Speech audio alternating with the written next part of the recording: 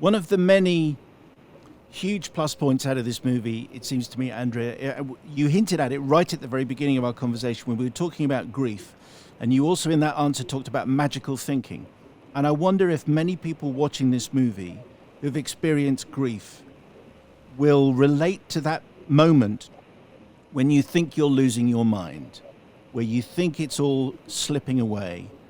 And I think you and Stacey and your team achieved that fantastically. It's one of the huge achievements of the film. Well, that's wonderful that that you felt that about it, that you think that about it.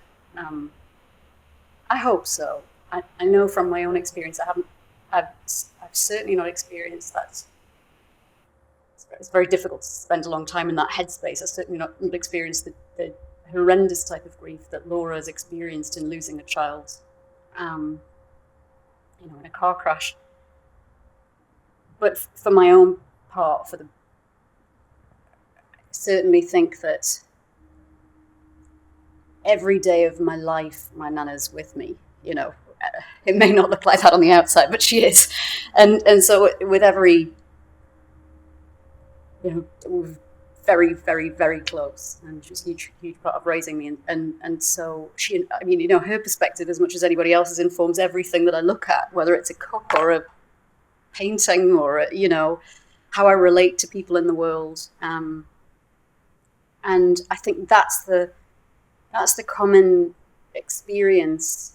That's a common magical experience that we all go through every day in different ways that Stacey's trying to touch on. And so I do hope that people get something from that. I'm not sure what it'll be because it's you can't control what people get, and film is such a sort of endlessly subjective art form, But it's interesting to hear what people are getting from it.